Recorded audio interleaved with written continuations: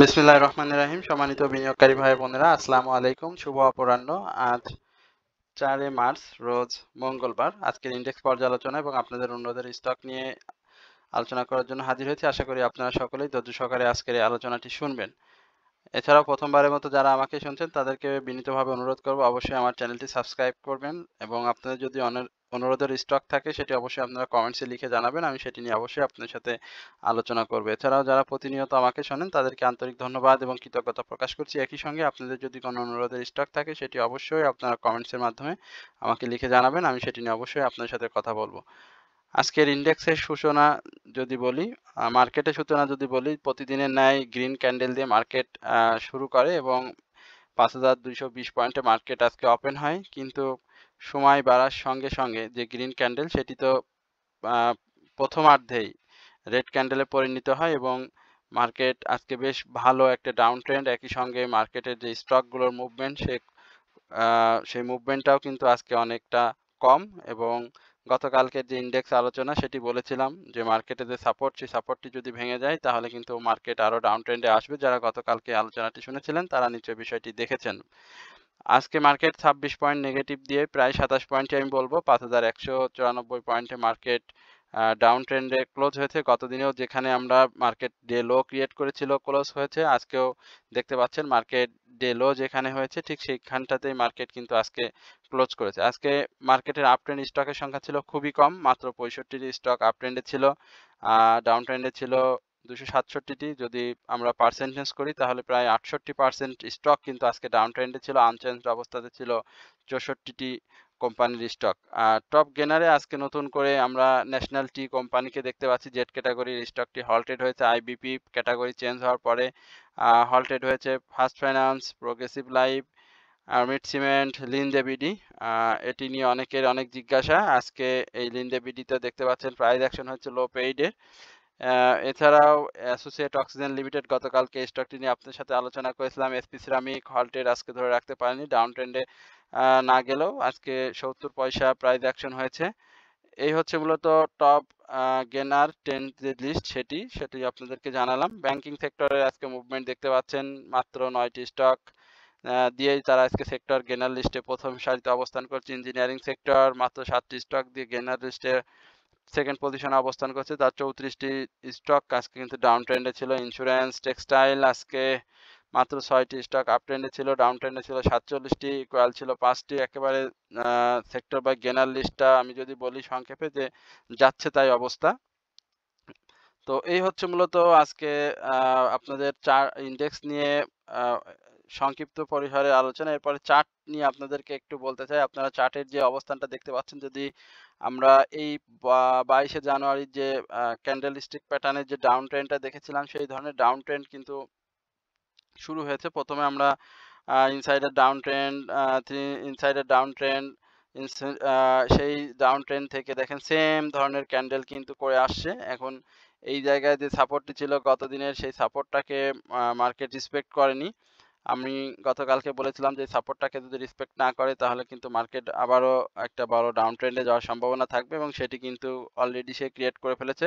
হিস্টোগ্রামের বার, MACD moving average অনুযায়ী শেয়ারটি আজকে আমরা সরাসরি ইন্ডেক্সের যে প্যাটার্নটি রয়েছে বা ক্যান্ডেলটি রয়েছে সেখানে আমরা দেখতে পাচ্ছি সেল প্রেশার চলে আসছে, সিগন্যাল দিয়ে দিয়েছে। সুতরাং ইন্ডেক্সের যে ডাউন ট্রেন্ডটা আপনারা দেখতে পাচ্ছেন যে আরএসআই একেবারে টানা বৃদ্ধি পেয়ে যখন ৭১-৭২-এ চলে গিয়েছিল সেখান থেকে একেবারে ৪৭-এ অবস্থান করছে। তো আরএসআইটা কারেকশন জোন, আমি যদি বলি যে এই যে কারেকশন জোন এটি যথেষ্ট। এখন এখান থেকে যদি মার্কেট আপ ট্রেন্ডে না যায় তাহলে কিন্তু মার্কেট এই ৫,১৫০ এই লেভেলে আসার একটা মার্কেটের সম্ভাবনা রয়েছে। তবে আমরা প্রত্যাশা করি মার্কেট এখান থেকে আগামী দিনে ঘুরে যাবে, যেহেতু একটা বড় দীর্ঘ ডাউন ট্রেন্ড হয়েছে। আমরা মাসের প্রথমে রয়েছি, ফার্স্ট উইকে রয়েছি, এখানে অনেক সেল প্রেশার ছিল, যেহেতু আমরা গত মাসের শেষের দিকে খুব বেশি একটা অ্যাডজাস্টমেন্টটা দেখি নাই। মার্কেটে সেল প্রেসার থাকার যে সুযোগটা ছিল সেটি কিন্তু আমরা এই কয়েকদিন ধরে লক্ষ্য করছি। সুতরাং হতাশ হওয়ার কিছু নেই। আশা করি মার্কেট আগামী দিন থেকেই পজিটিভ ট্রেন্ডে আমরা দেখতে পাবো। এরপরে আপনাদের অনুরোধের স্টক নিয়ে আলোচনা করি। প্রথমে ডিএসএসএল নিয়ে আপনাদের ড্রাগন সয়টার স্টকটি নিয়ে আলোচনার জন্য আ অনুরোধ করছেন। ড্রাগন সয়টা 3 ইনসাইডার ডাউন ট্রেন্ড ক্রিয়েট করেছে। ছোট্ট একটি স্টক বেশ কিছুদিন ধরেই ভালো পারফর্ম করে প্রাইস অ্যাকশন করে সাধারণ বিনিয়োগকারীদের প্রফিট টেকিং জোনে নিয়ে গিয়েছিল। এখানে যেভাবে রয়েছে স্টকটি এখানে বলবো খুব সুন্দর একটা সাপোর্ট জোনটাকে রেসপেক্ট করে রয়েছে স্টকটি। এখানে 11 টাকা 50 পয়সা থেকে 11 টাকা 60 পয়সা এটি শেয়ারটির জন্য খুব ভালো একটি সাপোর্ট। এখান থেকে সে বারবারই একাধিকবার ঘুরে গিয়েছে এবং ভালো প্রাইস অ্যাকশন করেছে। এবং প্রাইস অ্যাকশনের ক্ষেত্রে 13 টাকা 20 পয়সার যে বাধাটি রয়েছে সেটি সাকসেসফুলি ব্রেকআউট করলে আমরা নতুন একটি গন্তব্য পাবো এবং শেয়ারটি ভলিউমটা আমরা গত 2-3 দিন ধরে দেখতে পাচ্ছি ডাউন ট্রেন্ডে চলে এসছে।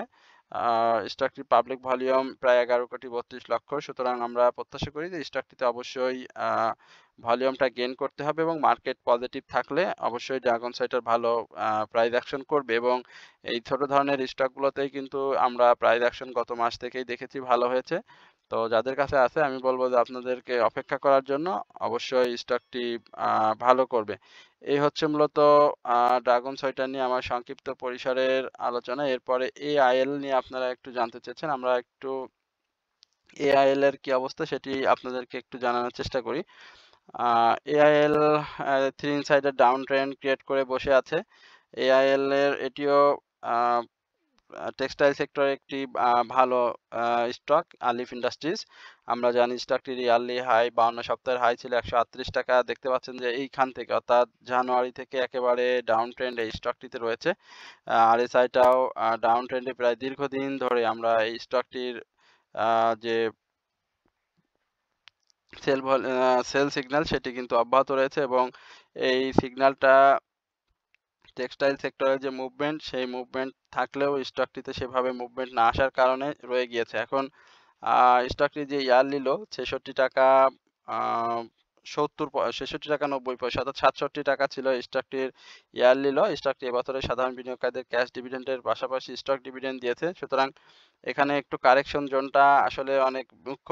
তবে আমার কাছে যেটি মনে হয় এই স্টকটির যে সাপোর্ট জোন যেটা 73 থেকে 74 টাকা এই সাপোর্ট জোনটা যদি রেসপেক্ট করে তাহলে আলহামদুলিল্লাহ আলিফের জন্য। আর যদি না করে তাহলে কিন্তু আবারও সেই ইয়ারলি লো এর যে গন্তব্য সেখানে স্টকটি আমরা দেখতে পাবো। আর এখান থেকে যদি মুভমেন্ট করে তাহলে আমি বলব যে 80 টাকার উপরে স্টকটিকে প্রাথমিকভাবে ক্লোজ করতে হবে এবং পরবর্তীতে 84 থেকে 90 এই লেভেলে আমরা স্টকটিকে দেখতে পাবো। তবে স্টকটির হিস্টোগ্রামের বার MACD মুভিং এভারেজ অনুযায়ী এখন পর্যন্ত কিন্তু সেল সিনারিতে আমরা দেখতে পাচ্ছি। এই হচ্ছে EPGL নিয়ে আপনাদের একটু জানার আগ্রহ রয়েছে। আমরা EPGL-টা নিয়ে আপনাদের সাথে কথা বলি। EPGL তো বেশ ভালো ডাউন ট্রেন্ড থেকে একটা ভালো গেম হয়ে গিয়েছে এখন এই স্টকটিতে।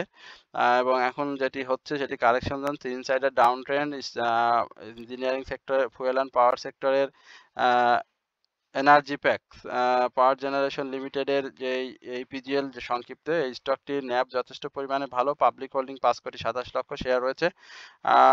আমরা স্টকটির একটা ভালো মুভমেন্ট দেখেছিলাম 27 টাকা 90 পয়সা সেখান থেকে স্টকটি ইয়ারলি যে হাইয়ের কাছাকাছি চলে গিয়েছিল অর্থাৎ 25 টাকা 40 পয়সায় ছিল সেখান থেকে এখন ডাউন ট্রেন্ড হয়ে 19 টাকা 20 পয়সা অবস্থান করছে।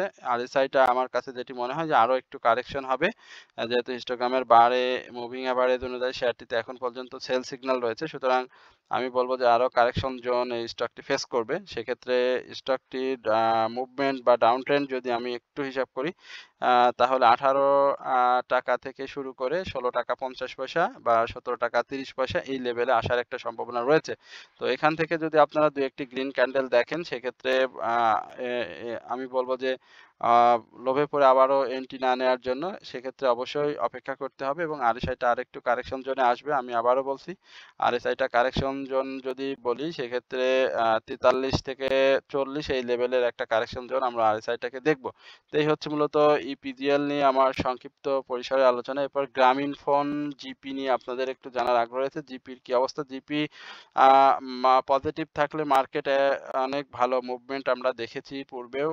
জিপির অবস্থানগত দিক দিয়ে আমি যদি বলি জিপি একটি সাইডওয়েজ মুভমেন্ট দিয়ে যাচ্ছে।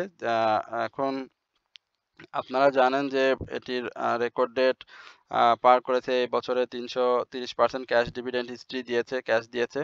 তো এখন আমি মনে করি যে আরো একটু কারেকশন এই স্টকটির প্রয়োজন রয়েছে। যেহেতু আ এবং সেই কারেকশন জোনটা আমি যদি বলি যে ৳৩২০ আ এই লেভেলে আসলে শেয়ারটি ঘুরে যাবে। আর ভলিউমটা গেইন করতে হবে। যেহেতু টেলিকমিউনিকেশন সেক্টরের স্টক সংখ্যা খুবই কম।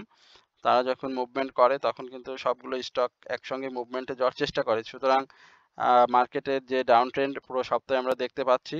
সো এবং সাম্প্রতিক তার রেকর্ড ডেট শেষ করেছে। তো অ্যাডজাস্টমেন্টের একটি বিষয় রয়েছে। সুতরাং ৳৩২৫ থেকে ৳৩২০ যেটি এখন আমরা দেখতে পাচ্ছি, এই লেভেলটি স্টকটির জন্য একটা ভালো সাপোর্ট হবে। তো ৳৩২০ তে যদি কেউ এন্ট্রি জোন হিসাবে স্টকটিতে নিতে চান তাহলে আমি বলব যে সমস্যা হবে না। আর স্টকটিতে এই মুহূর্তে কিন্তু সেল সিগন্যাল রয়েছে। সুতরাং আ এই মুহূর্তে ৩২০ এই লেভেলে এন্ট্রি জোনটা আমি মনে করি স্টকটির জন্য একটা সেফ এন্ট্রি জোন হবে। এরপরে ফাইন ফুডস দেখি। ফাইন ফুডস এর আ ডাউন ট্রেন্ড মার্কেটে আজকে ফাইন ফুডস এর গ্রিন সিগন্যাল আসছে। ফাইন ফুড এ প্রাইস অ্যাকশন হয়েছে। তবে এই স্টকটি যে প্রাইস অ্যাকশন এ আমি বলব যে লো পেইড একটি স্টকের মুভমেন্ট আমরা আজকে দেখেছি যেটি লিন্ডে বিডি। তো ফাইন ফুডস এর ক্ষেত্রে তার ইয়ারলি হাই ছিল ৳২৭৭ সেখান থেকে কালেকশন আ অনেক হয়েছে স্টকটির আমি বলব। তবে এখানে সাপোর্ট জোন যেটি রয়েছে আমি আ একটু বলি আপনাদেরকে যে একটা ভালো সাপোর্ট যদি এই স্টকটি পায় সেক্ষেত্রে আ স্টকটি প্রাইস অ্যাকশন এর ক্ষেত্রে খুব ভালো হবে। এখানে ডাউন ট্রেন্ড দেখেন এখানে ২-১ টি গ্রিন ক্যান্ডেল করে আবার রেড দিয়ে আবার কিন্তু গ্রিন ক্যান্ডেল করছে। তার মানে এই না যে স্টকটি কিন্তু আবারও প্রাইস অ্যাকশন করবে। সে গত দিনের যে হাই ছিল তার নিচে ক্লোজ দিয়ে কিন্তু একটা ডাউন ট্রেন্ডে যাওয়ার ইঙ্গিত দিয়েছে। সেক্ষেত্রে ৳১৬৮ থেকে ৳১৭০ এই লেভেলটি স্টকটির জন্য একটা সেফ এন্ট্রি জোন হবে আমি মনে করি। তো এর মাঝেও আমরা হয়তো সেক্টর ওয়াইজ মুভমেন্ট দেখলে হয়তো স্টকটি ঘুরে যাওয়ার সম্ভাবনা থাকবে।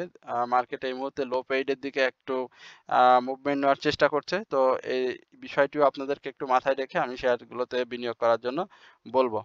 এ এরপরে ইটিএল নিয়ে আ আপনাদের একটু জানার আগ্রহ রয়েছে। আমি আবারও আপনাদেরকে বিনীতভাবে অনুরোধ করব যারা আমার চ্যানেলে নতুন তারা অবশ্যই আমার চ্যানেলটি সাবস্ক্রাইব করবেন। একই সঙ্গে আপনাদের যদি কোনো অনুরোধের স্টক থাকে সেটি অবশ্যই আপনারা কমেন্টস এর মাধ্যমে আমাকে লিখে জানাবেন। ইটিএল ডাউন ট্রেন্ড এ রয়েছে। আ আ সেক্টর ওয়াইজ মুভমেন্ট আমরা দেখতে পাচ্ছি। আ সেই ক্ষেত্রে ইটিএল এর মুভমেন্টটাও আমরা দেখেছিলাম। আজকে তো স্বাভাবিকভাবে মার্কেট খারাপ। এই ৪-৫ টা দিন ধরেই মার্কেট তো খারাপ যাচ্ছে। তো সুতরাং ছোট, ছোট স্টকগুলোরও যে ১০-২০ পয়সা করে মাঝে, মাঝে কারেকশন জোন দিয়ে মুভমেন্ট হয়, সেই মুভমেন্টটা নাই যার কারণে প্রাইস ডাউন ট্রেন্ডে আসে। তবে সাপোর্টটিকে রেসপেক্ট করেছে। এই সাপোর্টটাকে শেয়ারটি ধরে রাখবে ৳৯.৭০ থেকে ৳৯.৯০ এই লেভেলে শেয়ারটির ভালো একটি সাপোর্ট রয়েছে এবং এই সাপোর্টটাকে যদি রেসপেক্ট করে তাহলে ৳১১.৫০ যে ব্যারিয়ার বাধাটি রয়েছে এটি সাকসেসফুল ব্রেকআউট হলে আমরা শেয়ারটিকে আরো ভালো প্রাইস অ্যাকশনে দেখব। সুতরাং যাদের এন্ট্রি রয়েছে তাদের বলব যে ধৈর্য ধরার জন্য। আর যারা নতুন করে এন্ট্রি নিতে চান তাদেরকে বলব যে আপনারা এই প্রাইজে অ্যা এন্ট্রি নিতে পারেন।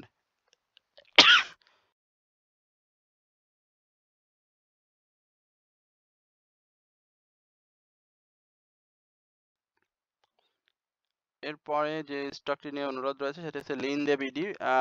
এই স্টকটি দেখতে পাচ্ছেন একেবারে ডাউন ট্রেন্ড সাইডওয়েজ মুভমেন্ট দিয়ে থেকে আজকে কিন্তু হঠাৎ করে প্রাইস অ্যাকশন হয়েছে। এই প্রাইস অ্যাকশনটা আসলে কতদূর হবে সেই সম্পর্কিত প্রশ্ন অনেক রয়েছে হোয়াটসঅ্যাপ গ্রুপে এবং আমার কমেন্টস সেকশনেও দেখতে পাচ্ছি। লিন্ডে বিডির এন্ট্রি নেওয়া যাবে কিনা, লিন্ডে বিডি কি ধরনের মুভমেন্ট করবে? আসলে লিন্ডে বিডি দেখতে জানেন যে এটি লো পেইড একটি স্টক, পাবলিক হোল্ডিং মাত্র ২৮ কোটি শেয়ার, ইয়ারলি হাই ছিল ৳১৮০০, ইয়ারলি লো ছিল ৳৮৭১ কোটি। ইতিহাস যে ৪১০০% ক্যাশ ডিভিডেন্ড দিয়েছে। থার্ড কোয়ার্টার ইপিএস এসেছে অসাধারণ। সেকেন্ড কোয়ার্টার তার ইপিএস সবকিছু মিলিয়ে এই শেয়ারের সঙ্গে আর কোনো তুলনা এই মুহূর্তে দেয়া যায় না। বাট ডাউন ট্রেন্ডে ছিল। এই যে দেখতে পাচ্ছেন যে অক্টোবর মাসে তার যে মুভমেন্ট, সেই মুভমেন্টের পর কিন্তু সে আর বড় কোনো মুভমেন্ট দিইনি। আজকে যেটি সে করেছে সে একেবারে হাই ক্রিয়েট করে আরএসআইটাকে একেবারে রিস্কি জোনে নিয়ে গিয়েছে। এখান থেকে যদি আগামী দিনে আমরা স্টকটির মুভমেন্ট দেখি সেক্ষেত্রে ১১২০ টাকা পর্যন্ত আমরা প্রাথমিকভাবে স্টকটির একটা প্রফিট টেকিং জোন ধরবো এবং সেটিকে যদি সাকসেসফুলি ব্রেকআউট করতে পারে তাহলে ১২৫০ টাকা এই লেভেলে স্টকটি যাওয়ার সম্ভাবনা রয়েছে। যেহেতু মার্কেট আমরা দেখতে পাচ্ছি লো পেইড দিকে একটা মুভমেন্ট করার একটা পসিবিলিটি দেখা যাচ্ছে এই মুহূর্তে, বাট সেটিকে সে কন্টিনিউ করে কিনা সেটা আগে দেখতে হবে, যেহেতু সপ্তাহের শুরু মাত্র। সুতরাং আমি বলব যে অবশ্যই যে বা যারা আমরা সাধারণ বিনিয়োগকারী বিনিয়োগ করতে স্টকিতে আগ্রহী অবশ্যই বুঝে শুনে বিনিয়োগ করব। আর আরএসআই রিস্কি জোনে রয়েছে, তবে হিস্টোগ্রামের বার এমএসিডি অনুযায়ী শেয়ারটিতে বাই সিগন্যালে রয়েছে। এরপরে ব্র্যাক ব্যাংক ব্র্যাক ব্যাংক নিয়ে এর আগেও আলোচনা করেছিলাম একাধিকবার। স্টকটিতে এই মুহূর্তে সেল সিনারি রয়েছে, আরএসআই ডাউন ট্রেন্ডে রয়েছে।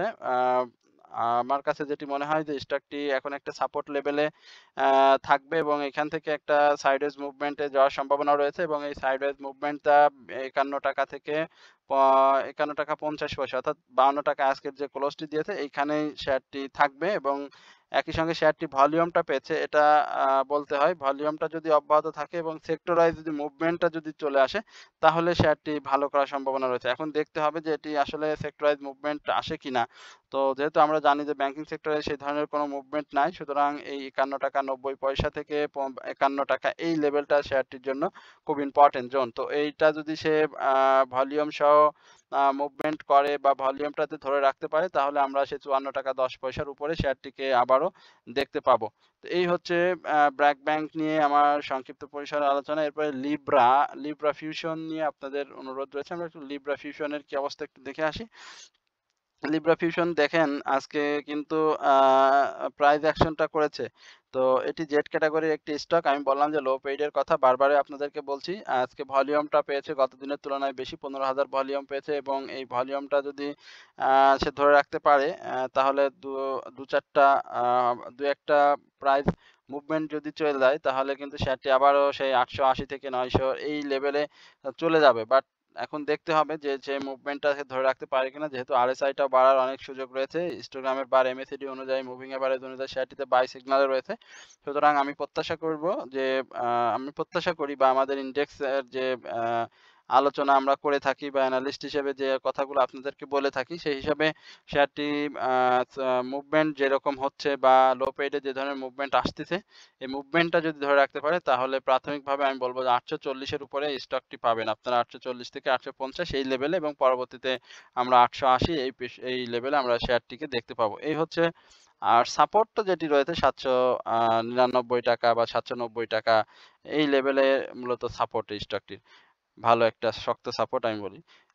এরপরে সেন্ট্রাল ফার্মা নিয়ে আপনারা জানতে চেয়েছেন। আমরা একটু সেন্ট্রাল ফার্মা নিয়ে একটু সংক্ষিপ্ত পরিসরে আপনাদেরকে বলি। আজকের আলোচনা যারা শুনছেন তাদেরকে বিনীতভাবে অনুরোধ করব অবশ্যই আমার চ্যানেলটি আপনারা সাবস্ক্রাইব করবেন এবং আপনাদের অনুরোধের স্টক থাকলে সেটি অবশ্যই আমাকে জানাবেন। সেন্ট্রাল ফার্মা ক্যান্ডেল নেগেটিভ করে আনচেঞ্জ অবস্থায় ১২ টাকা ১০ পয়সায় শেষ করেছে। স্টকটির জন্য যে বার্তা বা আমি সাধারণ বিনিয়োগকারীদেরকে দিতে চাই সেটি হচ্ছে এই ১২ টাকা থেকে ১১ টাকা ৯০ পয়সা এটি শেয়ারটি সাপোর্ট জোন। এই সাপোর্ট জোনটাকে ধরে যদি সে সাইডওয়েজ মুভমেন্ট দিয়ে যায় তাহলে আমি বলব সেক্টর ওয়াইজ মুভমেন্টটা খুব ইম্পর্টেন্ট এবং সেই মুভমেন্টটা আসলে শেয়ারটি মুভমেন্টে আসবে। আদারওয়াইজ শেয়ারটি এইখান থেকেই এইভাবে তার লাইফ সার্কেলটা পার করবে এবং ১৩ টাকা ৫০ পয়সার উপরে শেয়ারটি আগে ক্লোজ দিতে পারে কিনা সেটি আমাদেরকে লক্ষ্য রাখতে হবে। যদি সে ক্লোজ দিতে পারে তাহলে আমরা শেয়ারটিকে আবারও একটা রান দেখতে পাবো। সুতরাং যাদের কাছে আছে আপনারা অপেক্ষা করতে হবে। আর শেয়ারটিতে এই মুহূর্তে বাই সিগন্যালে নেই, সেল সিনারিওতে রয়েছে। হিস্টোগ্রামের বার এমএসিডি মুভিং অ্যাভারেজ অনুযায়ী। তো এই হচ্ছে মূলত আজকের ইনডেক্স এবং চার্ট এবং আপনাদের অনুরোধের স্টক নিয়ে আমার সংক্ষিপ্ত পরিসরে আলোচনা। আশা করি আপনারা সকলে ধৈর্য সহকারে আজকের এই আলোচনাটি শুনেছেন। তো সকলকে আবারও ধন্যবাদ জানিয়ে আজকের আলোচনা এখানেই শেষ করছি। আসসালামু আলাইকুম ওয়া রাহমাতুল্লাহি ওয়া বারাকাতুহু।